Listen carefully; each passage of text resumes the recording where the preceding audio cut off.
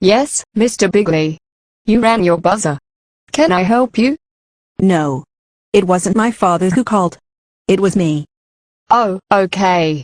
How can I help you? Well, you can help by telling me why my father is still in his bed when he should be having his operation right now. I'm sick of this. You people are useless. How difficult is it to take an old man to his operation on time?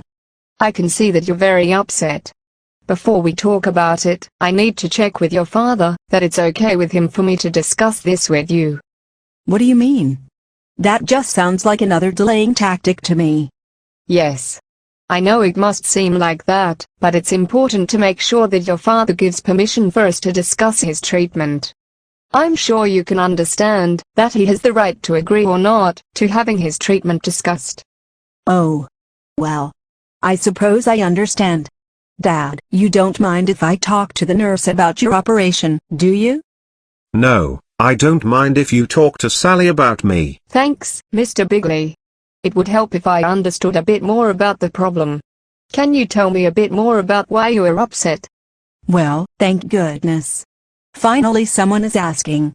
I've been here with Dad for hours, just sitting and waiting. He was supposed to go for his operation at 10 o'clock.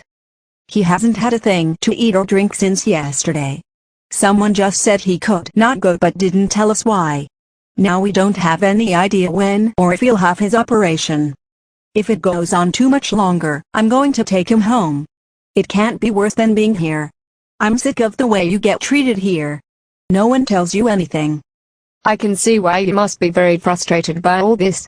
If I've understood you correctly, you are frustrated about the delay in the operation and feel that you haven't been kept informed of the reasons for the delay and when your father is likely to have his operation. Is that right? Yes. That's about it. No one has bothered to tell my father anything. They've just left him here starving and waiting for an operation that might never happen. It's not right doing that to an old man. It does seem very harsh when you haven't had a drink all night and are probably very hungry. I can help you out with that after we've had our chat, Mr. Bigley. You can rinse your mouth out with a small amount of water as long as you don't swallow any. That sounds wonderful. Well, that's all very well and good, but what about the rest of the problems? I know that the time for your operation was supposed to be 10 o'clock. I've just checked with theaters to find out the reason for the delay. Apparently the patient who was first on the list before your father had a few difficulties after his operation. It has taken a bit of time to stabilize his vomiting. That's not Dad's fault. Why should he have to wait? Come on, Sally. These things happen. No, Dad. These things don't just happen. They should know about these things and fix them. I can understand you're feeling that way. Unfortunately, this was the first anesthetic the patient has ever had before, so no one knew how he would react. The staff in recovery think that he should be all right soon. That means that your father will be able to go for his operation. Sounds like a cover-up. Dad, I think you should come home with me. I don't believe them at all. Oh, I don't know, Sally.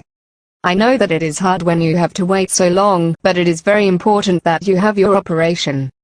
Well, I'm not so sure. If it was so important, you'd have made sure he had the operation on time. I agree that treatment schedules don't always go to plan, but it really is very important that your father stays in hospital. Would you be willing to wait a bit longer before you make the decision to take your father home or not? I don't know. Dad shouldn't wait around forever.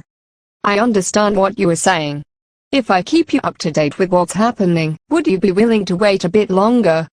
I guess so. As long as we know what's going on. Yes. I'll make sure that I tell you how long your father will be waiting. Thank you, nurse. I would appreciate that.